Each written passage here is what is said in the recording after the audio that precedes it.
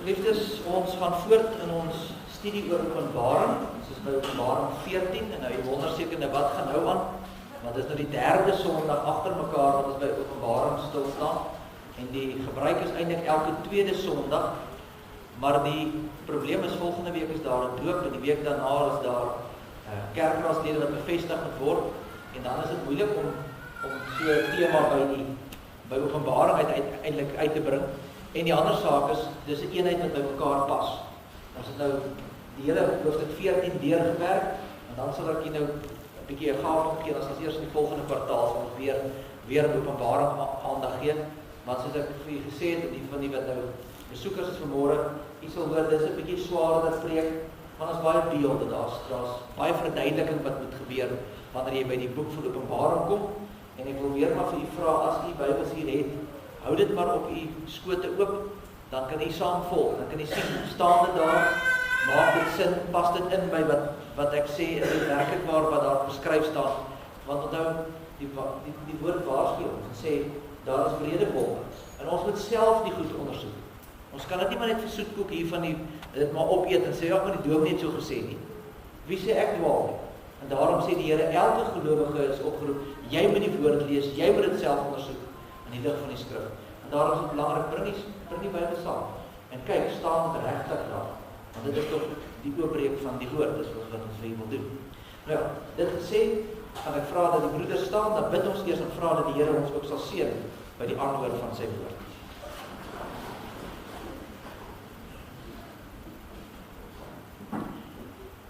Almagtige God en Hemelvader, Here, ons kom in hierdie oggenduur met leë hande voor U staan.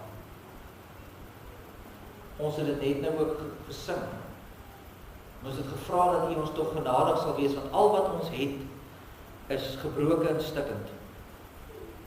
Ons is deel van hierdie gevalle wêreld, en ons heel beste werke, sê U vir ons in die woord, is soos 'n vuil lam. Ons kan niks self doen, ons is tot niks in staat uit ons eie krag. En tog is ons hier vanmôre. Tog sit ons hier as U kinders. En in genade is dit dat ons dit kan doen. Dis omdat U in U groot liefde en barmhartigheid na ons uitgereik het. Dat U hand na ons uitgestrek het deur U Seun Jesus Christus. En daarom dat ons vanmôre U kan aanroep as ons God en Vader. Ons trooster wat ook nou hier by ons is. Ons verlosser. Here, ons dankie daarvoor. Dankie vir hierdie genade. Dis ook die rede hoekom ons dan ook hier by mekaar is, om in dankbaarheid teenoor U ook te kom hoor wat U vir ons wil leer. Here, dat ons dit ook sal gaan leef daar buite. Ons bid vir hierdie wêreld waarin ons deel is, waarvan ons deel is. Ons hoor die oorloë wat daar bo besig is om te gebeur. Ons sien die skuwe wat geskei word in ons, en ons voel dit, hoe die tyd minder raak. Hoe die einde al nader en nader kom. Here, dan wil ons vanmôre dan ook juis in Openbaring stil staan, wat handel oor die laaste dag, dat ons sal ag gee, dat ons ook in ons eie lewens hierin sal gaan speel, en sal hoor wat U vanmôre vir ons wil sê. Here, ons gebed dan vanmôre, is dat U tot elkeen van ons sal spreek, dat U 'n swakke diensknegt nou sal bedek, en dat ons U woord sal hoor, en dat ons dit sal oordink dag en nag. Seën ons, wanneer ons so by mekaar is. Ons bid dit in Jesus naam. Amen.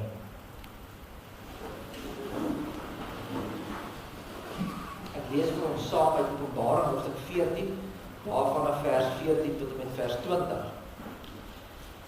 En ek het gesien en kyk, daar was 'n wit wolk, en een soos 'n menseseun wat op die wolk sit met 'n goue kroon op sy hoof, en in sy hand 'n skerp sekel. En 'n ander engel het uit die tempel gekom, en met 'n groot stem geroep na hom wat op die wolk sit, slaan U sekel in en maai, want die uur het vir U gekom om te maai, omdat die oes van die aarde oorryp geword het. En hy wat op die wolk sit, het sy sekel oor die aarde laat gaan, en die aarde is afgemaai. En 'n ander engel het uitgekom uit die tempel wat in die hemel is, en hy het ook 'n skerp sekel gehad.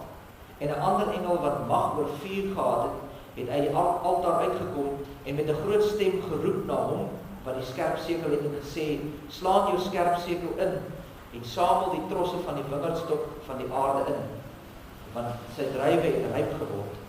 En die engel het sy sekel oor die aarde laat gaan en die wingerdstok van die aarde afgeoes en dit gegooi in die groot parskuip van die grimmigheid van God.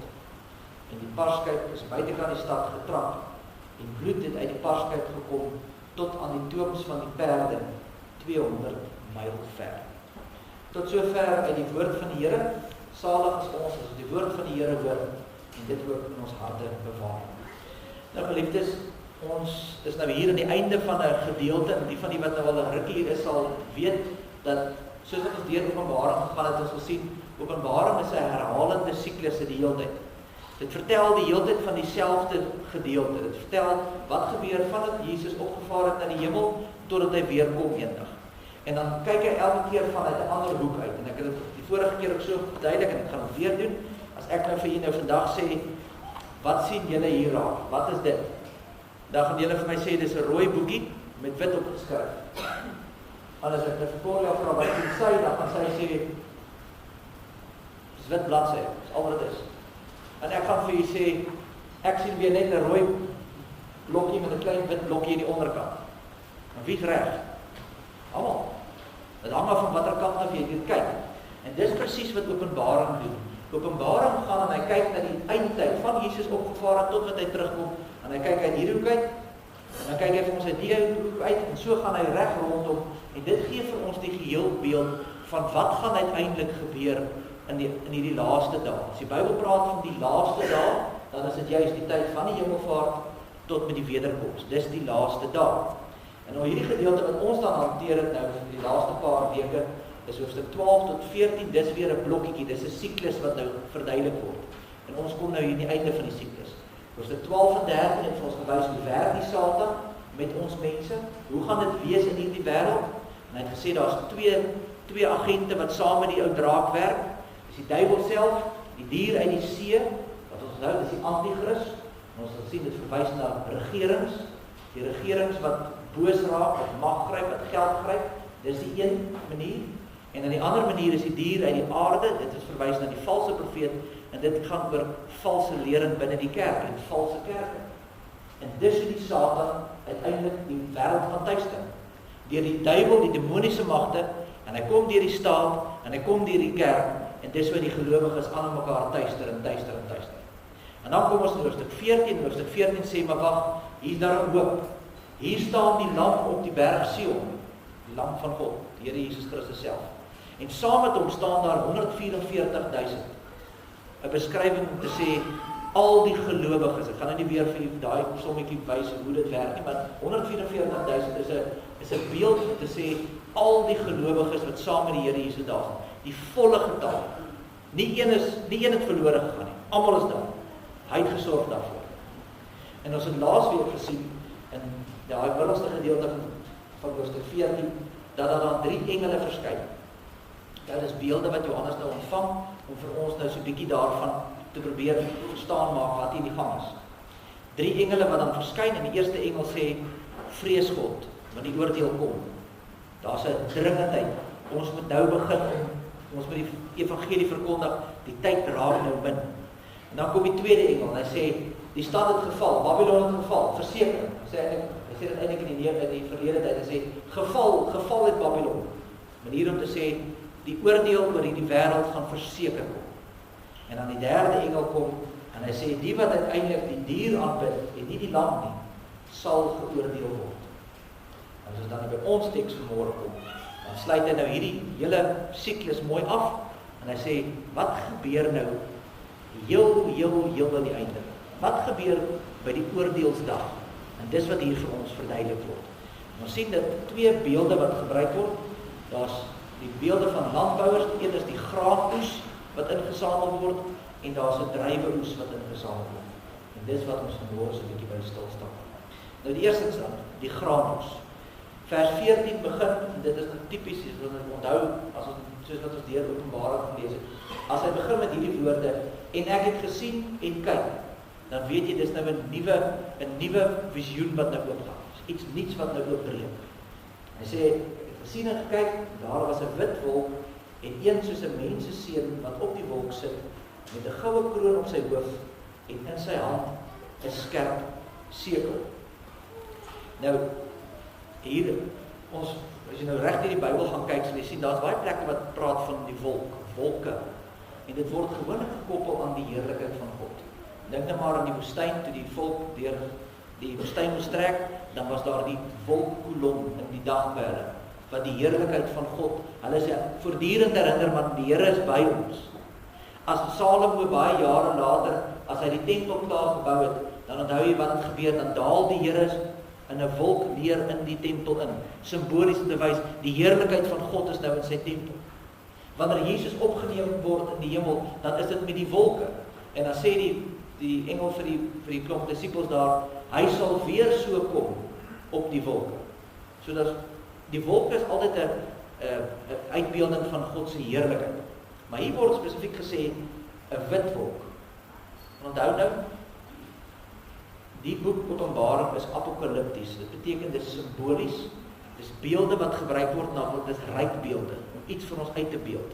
Jy moet dit nie letterlik opvat nie, dis nie die bedoeling daarvan nie. Dis wat die apokaliptiese skryfstyl is, dis nie letterlik nie. Dis beelde wat iets moet uitbeeld. Wat beeld 'n wit wolk dan uit? Wit is altyd die kleur van reinheid, van heiligheid, van heerlikheid, van geregtigheid. En die doel hiervan is om te sê, dat in die eindtyd, kom een op die wit wolk, wat rein en skoon en reg is, die een wat regtig kan oordeel. Hy is die goeie regter. Hy is nie onregverdige tiran nie. Hy kom met reg en geregtigheid, met die wit wolk. En dis natuurlik vir ons 'n troos, want ons weet vandag in baie van die howe is daar nie reg en geregtigheid nie, want baie van die regters is self korrup en kan omgekoop word. En dan is dit vir ons swaar as ons in 'n hof moet verskyn of ons hoor van 'n hofuitspraak en dit is onregverdig. So dit is vir ons swaar. So hierdie is vir ons 'n troos om te sê, maar die een wat regtig kan oordeel, wat rein is, wat opreg is, hy sal kom om te oordeel. Johannes sê hy is soos 'n menseseun, en dis 'n term wat uit Daniël 7 uitkom, waar hy praat van die seun van die mens. En ons weet as Jesus op aarde is, lees jy dit baie in die evangelies, dat hy hierdie term gebruik, as hy na homself verwys, die seun van die mens. Dis 'n manier hoe die Here self verwys na homself, hy is die een, hy is die Messias. So hy gebruik hierdie selfde term, en hy sê, ek sien hierdie een, wat soos Jesus is. So, dis belangrik om dit raak te sien, want jy sal nou sien in hierdie gedeeltjie, daar's 4 engele. Die ander 3 is net engele. Hierdie ene word spesifiek genoem, hy is die menseseun. Hy sit op die wit wolk. Hy is die een. So daar's 'n definitiewe onderskeid tussen die ander 3 engele en hierdie een. Hy is vir ons, dis Christus self. En dis hierdie Christus wat verneder is, wat nou in heerlikheid word. Die Christus wat eens 'n doringkroon gekry het, kom nou met 'n goue kroon. Die een wat deur die mense geoordeel is, kom nou terug en hy gaan nou die mense oordeel. Daar staan dan ook, hy het 'n goue kroon op sy hoof. Nou ons weet, ons nou vandag atletiek doen, die kinders wat atletiek doen sal weet, as jy nou wen, dan kry jy 'n medalje om jou nek. Dan staan jy daar op die podium en dan haak om jou nek, dan sê hulle baie geluk, jy het gewen. In die ou tyd het hulle nie 'n medalje gegee nie, hulle het vir jou 'n kroon gegee. En daai gevleg, seker uit die ou flieks en uit die ou literatuur al gesien, hulle so 'n kroontjie, die oorwinnaarskroon. En dis wat hier gebruik word in die Grieks, die woordjie. Dis 'n oorwinnaarskroon, maar dis in goud. Wat vir ons sê dat Jesus kom nie terug om te kyk, "Joe, wat gaan nou gebeur hier op aarde nie?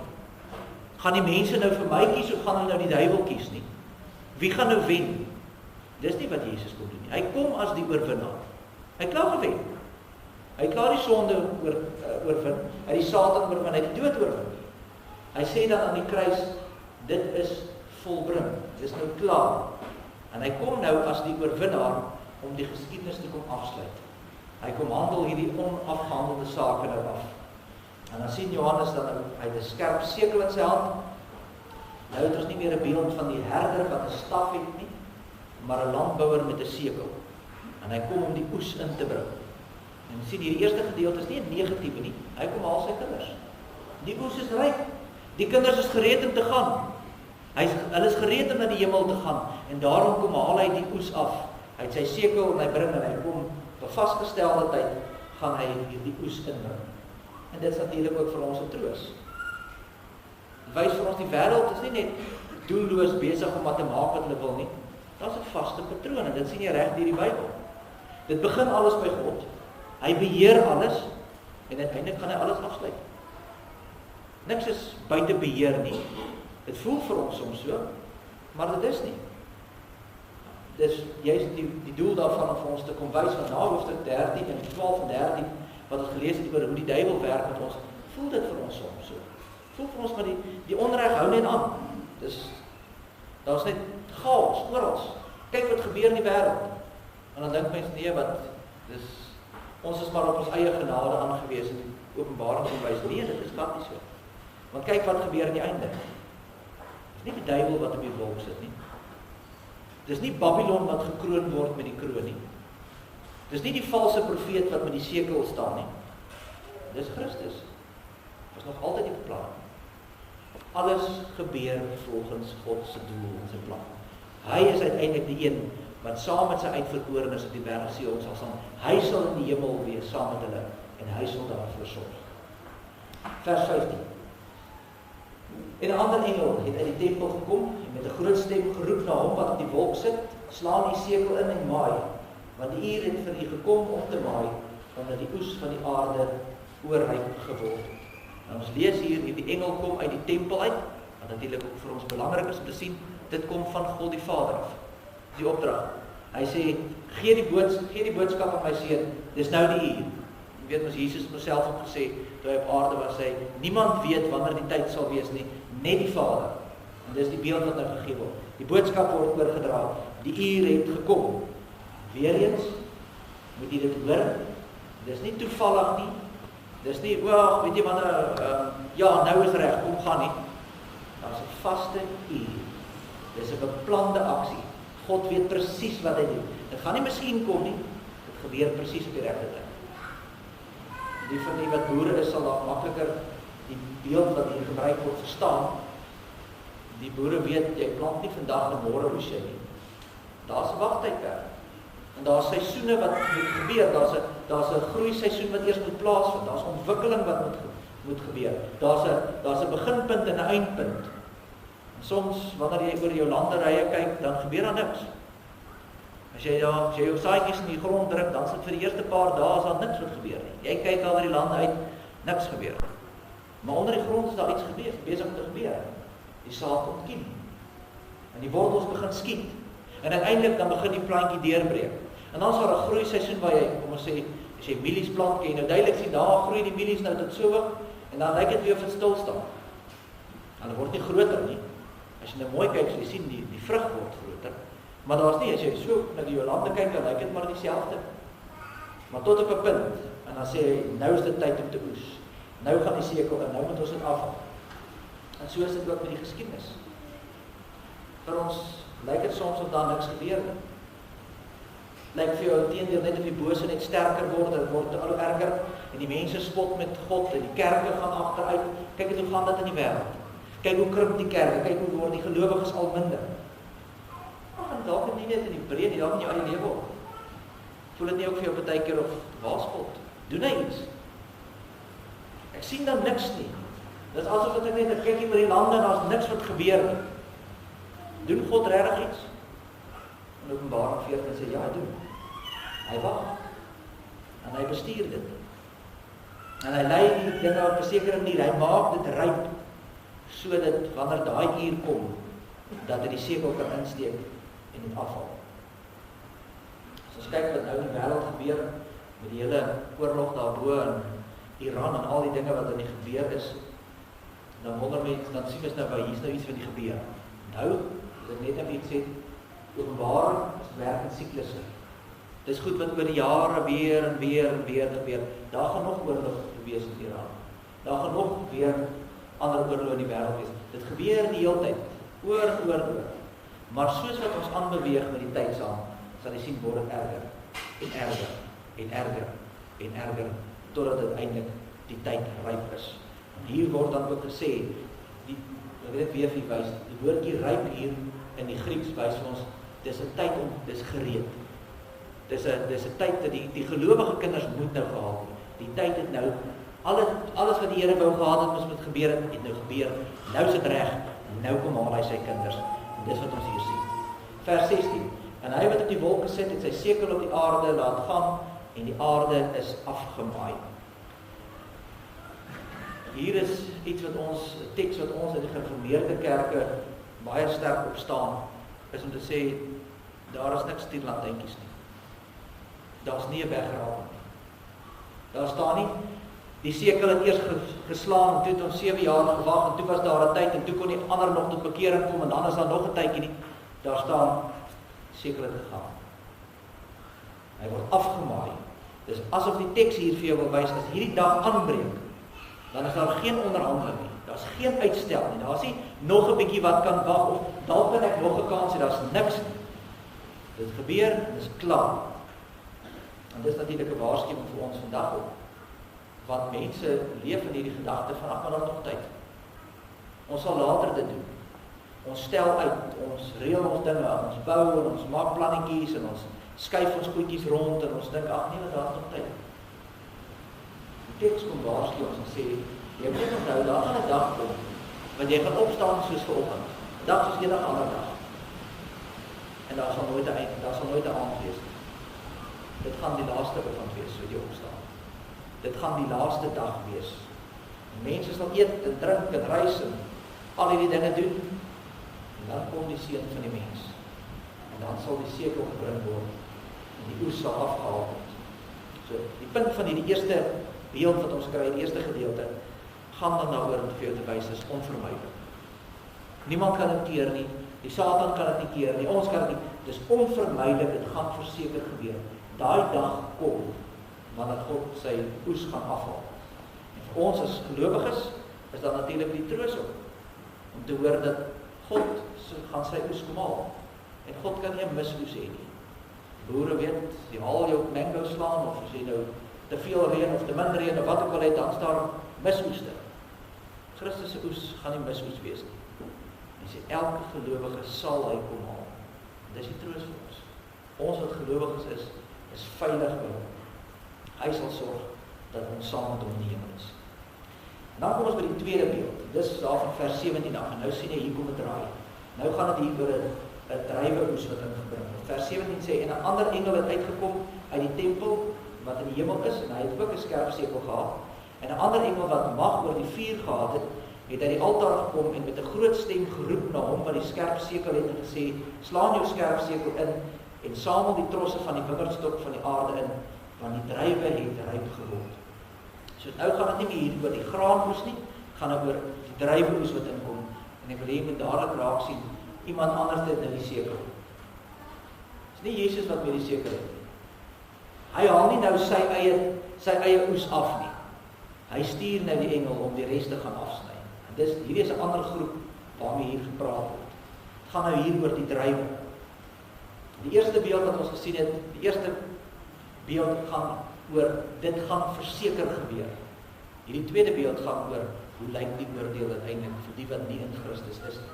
Vers 18 sê, slaan jou skerp sekel in, en versamel die trosse van die wingerdstok van die aarde, want die druiwe het ryp geword. Hoor jy, dis die wingerdstok van die aarde. Dis nie God se kinders nie. Dis nou die ongelowige. Hy praat nou hier met die wat nie glo nie. Hy praat met die wat gekies het om hulle rug te keer op die evangelie. Dis die wat in opstand teen God kom. Dis dit hulle met wie hy praat. Vers 19-20 sê, en die engel het sy sekel oor die aarde laat gaan en die wingerdstok van die aarde afgeoes en dit gegooi in die groot parskuip van die grimmigheid van God. En die parskuip is buitekant die stad getrap en bloed het uit die parskuip gekom tot aan die toons van die perde 200 myl ver. Nou, dis nou maar 'n beeld wat weer gebruik word. In die ou tyd het dit so gewerk, as jy op 'n groot druiweplaas was daar 'n groot parskuip. Nou, kinders ken waarskynlik nie daai woord nie, Dis 'n groot, kom ons noem dit amper soos 'n bad, maak hom van hout, so 'n groot ronde bad wat hulle bou, en dan het hy onder hy klomp klein gaatjies in, wat baie klein is, wat sap kan deurloop, maar die skilletjies moet kan agterbly. So dan gooi hulle nou al die druiwe word geoes, en dis duisende en 10.000 trosse druiwe wat daarin gegooi word, alles jy 'n groot plaas het, en dan kom die vrouens en hulle trek hulle sandale uit, en hulle staan en hulle trap. Die hele dag staan hulle in trap. En hulle trap hierdie druiwe stukkend, en dan word nuus ingegooi en hou aan trap, totdat daai sap alles uittrap, en dan loop dit onder deur die klein gaatjies in 'n kanaal of in 'n geet in, dit word weggelei na die vate toe, wat uiteindelik dan gebruik word om wyn te maak, of wat ook al hulle daarmee gaan maak. En dis die beeld wat hier gebruik word, sê van die ongelowiges, wat uiteindelik in die parskyk gegooi word, en getrap word. En die oordeel van God, wat hulle moet deurgaan. En dat uiteindelik, dat die bloed styg tot by die toom van 'n perd. Nou, ek het nou probeer dink, hoe hoog is 'n toom van 'n perd? Dan moet ek al wat 'n perd jy by jou het, maar kom ons sê 1,5 meter tot 1,8 meter. Ek weet nie, perderuiters moet vir my sê, is dit min of meer waar die toom van 'n perd is, min of meer. Maar dis die beeld wat gegee word. Vir so diep sal die bloed loop vir 300 km, 200 myl, 300 km. Dit wil vir jou, dit is net 'n beeld, dit is nie letterlik dat mense in 'n parskyk gegooi gaan word en getrap gaan word nie. Dit wil net vir jou wys hoe erg is dit, dat die ongelowiges sal verstrap word, dat die bloed sal loop vir 300 km ver, 1,5, 1,8 meter diep.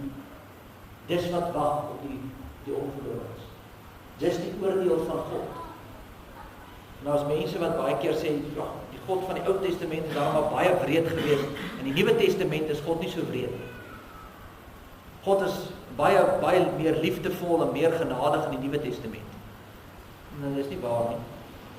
Wanneer jy die Ou Testament en die Nuwe Testament gaan lees, dan kom jy agter, ja, in die Ou Testament is daar rowwe dinge wat gebeur, maar dit word erger. Ja, in die Ou Testament is daar liefde en genade, maar dit word ook meer. Al twee kante word meer. God se liefde word meer, die genade word meer, maar ook die oordeel word meer. As jy gaan kyk van die Ou Testament, die Ou Testament was dit so. God het nog steeds sy kinders gelei. Hulle het droog gemaak, maar hy het hulle weer gaan haal uit ballingskap uit. Hy het hulle weer vir hulle die tempel gegee, hy het hulle weer herinner aan die beloftes van die Messias, en daar was liefde en genade die hele tyd, maar dit word al hoe groter en groter, soos wat ons na die eindtyd toe beweeg. Dieselfde met die oordeel. Daar was oordeel, hulle is in ballingskap weggevoer, hulle is deur verskriklik goed. Maar as jy die Bybel reg lees, dan kom jy agter, dit word al hoe erger en erger ook, soos wat jy in die eindtyd kom, want daar is die hele tyd hierdie gedagte van die hel. Die Here Jesus Christus is die een wat die meeste van die hel gepraat het in die Bybel. Dis 'n realiteit. Dis iets wat vir die ongelowige wag.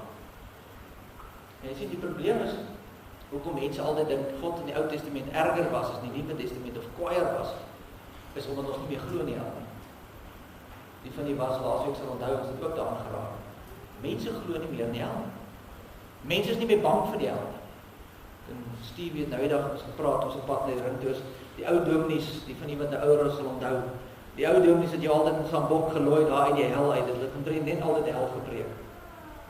Maar intussen het ons in 'n samelewing verval waar jy amper nooit meer van die hel hoor. Dis nie meer iets waarvoor ons bang is nie. Gaan praat met enigiemand, waarvoor is jy die bangste? Mense is nie meer bang vir die hel. Hel kom eers in daai lysie mee op nie. Ons is bang vir die tydelike goed. Waarvoor is jy bang? Jy is bang vir kanker. Jy is bang jou kinders word siek of jou ouers word siek. Jy is bang vir finansiële probleme. Jy is bang vir 'n oorlog, jy is bang vir armoede, jy is bang vir mishandeling, jy is bang vir verhoudings wat skeefloop. Dis die goed waaroor mense vandag bang is. Hulle is nie bang vir die hel nie, want hulle glo nie meer in die hel. Die realiteit is, as jy die Bybel lees, en ons lees hierdie tekste, dan kan ons nie daarby verbykom nie, broers en susters. Ja, daar is genade, daar is 'n hemel wat wag vir die gelowiges. Maar dit is ook baie duidelik dat daar is 'n hel. En soos 'n parskyp sal dit getrap word, en dat die bloed sal loop. En die oordeel, die regverdige oordeel, die een wat op die wit wolk kom, sal sorg daarvoor. Nou, ek wil graag afsluit met 'n paar gedagtes wat ek net hier by oor hierdie saak, die teks by julle los. Die eerste ding is dat ons, wanneer ons hierdie goed hoor, en wanneer ons dit uiteindelik moet gaan leef daar buite, moet ons hierdie met baie groot nederigheid lees en besef dat ons is nie beter as ander mense. Ons het die geneigtheid om amper te staan as jou vyand iets oorkom en sê, ja, lekker, mense word gestraf. En dink nou vir 'n oomblik, as jy nou iemand sien wat by 'n afgrond gaan afloop, dan gaan jy mos nie sê, lekker, jy gaan nou lekker val daar. Al deesdae moet ek sê, waarskynlik sal iemand 'n selfoon uitdruk en dit afneem, eerder as om iemand te waarsku. Maar die gedagte is eintlik dat jy tog iemand sal waarsku as jy sien, hulle gaan in die afgrond af. Jy gaan sê, stop, wag, wow, jy gaan seer kry. Maar kyk hoe verdorwe het ons eie hart al geword, nee. Want wat dink jy as iemand jou te nakom? Hoeveel van u het getreur oor die oorlog en die Iraanse leier wat gesterf het en verlore is vir ewig? Hoeveel van ons het gesê, nou moet ons iets doen, hierdie mense gaan hel toe? Niemand van ons doen. En daarom wanneer ons by hierdie tekste kom en ons besef, die Bybel het nog nooit geleer dat jy jou kan self verlekker in iemand wat hel toe gaan. Ons word opgeroep om iets te doen. Gelowiges gaan uit, gaan verkondig van die tyd raak min. Dis 'n krisis. Dis wat ons behoort te doen. 'n Tweede ding wat ons hier moet leer, en dit is iets wat ek net nou ook aangeraak het, die hel en die hemel is 'n realiteit. En dit kom eintlik, alles kom daarop neer. Alles wat ons hier sien, alles waar ons beweeg, gaan uiteindelik op een van twee plekke opeindig. In die hemel of die hel. Ja, dit is belangrik, dat is baie belangrike goed wat ons moet doen. Ons moet ons kinders reg groot maak, en ons moet ons prioriteite reg kry, en ons moet leef volgens wat die woord vir ons sê. En al die goed is baie belangrik, en dit is reg en dit is waar. Ons is rentmeesters, ons moet goed na ons geld kyk, ons moet al die goed doen. Maar uiteindelik moet jy besef, daar is 'n hemel en hel. Die teoloog Don Carson het gesê, at the end of the day, there's still a heaven to be gained and a hell to be feared. Dis wat wat neerkom. Daar is 'n hemel en 'n hel. Daar is baie belangrike dinge wat jy moet doen. Maar dit kom neer op jou verhouding met die Here. Want daar is 'n hemel en daar is 'n hel. Dan sluit ek af met 'n beeld met die boer wat vir sy oes wag. Die boer kan, dis wat ons hier sien. Die boer kan uitstel en hy kan wag en dat die tyd verbygaan en dat die graan ryp word. Maar daar kom 'n dag wat hy sal moet sê, nou moet ons oes. Nou is dit oorryp en nou moet ons oes. En wanneer daai dag kom, gebeur daar twee dinge. Die koring word afgehaal en dit word netjies ingepak in die stoor waar hulle dit gaan stoor. En die onkruid word uitgeruk en dit word in die vuur gegooi. Die kaf word verbrand. Dis dieselfde land. Dis dieselfde oesdag. Maar twee baie verskillende uitkomste. En so sal dit wees wanneer die seun van die mens weer op die wolke verskyn en sy sekel inslaan en begin maai. Op daai dag sal daar net twee groepe wees. Die wat in die land vashou, die wat behoort aan die Here Jesus Christus, en die wat vasgehou het aan die dier en die wêreld en die dinge van die wêreld. En daarom roep die teks en die evangelie ons vanmôre weer op en hy sê, vlug na Christus. Vlug na Christus. Skuil by die lam. Vrees God alleen. Want wanneer die oesdag kom, sal net die wat aan hom behoort ingesamel. Amen. Kom ons bid saam.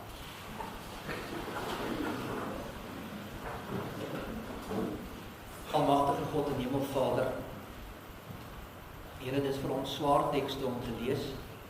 Dit is vir ons swaar om te verstaan. En dit is vir ons vrees aan die hand om te dink dat daardie oes in sal kom. Daardie ongelowiges, daai wat nie wil luister nie, daai wat nie tot bekering wil kom nie. En soos druiwe getrap word, die sap loop, so sal hulle ook vertrap word, geoordeel word tot in ewigheid. Here, ons staan soveel keer selfgeregverdig en ons dink, ag nee, wat is nie ons probleem nie. En ons versuim ons roeping. Juis in hierdie tye, hier waar ons sien die tye kom al nader en nader, die eindtye. So maklik sit ons agteroor en sê dis nie ons probleem nie. Here, mag hierdie teks van vanmôre ons wakker skud. dat ons werklik waar sal gemoede doen, dat ons daar waar ons beweeg tussen ons vriende, familie, dat ons vir hulle die erns van die saak sal oordra. Here, gee dat ons die evangelie sal verkondig, dat elkeen wat moet hoor, dit sal hoor, die bekering sal kom, sodat ons uiteindelik saam met al 144.000, die volle getal, alle gelowiges, uiteindelik saam met U die ewigheid sal gaan. Gebruik ons as instrument in die hand om dit te doen. Dankie vir die genade wat ons ontvang, dat ons hierdie waarheid ken en weet, en dat ons as gelowiges die troos het, deur al hierdie dinge, sal ons veilig wees by U. Want U is die een, wat self U kinders kom hoes. U kom ons self haal, en ons is altyd veilig in U boesem. Ons dank en loof en prys U, in Jesus naam. Amen.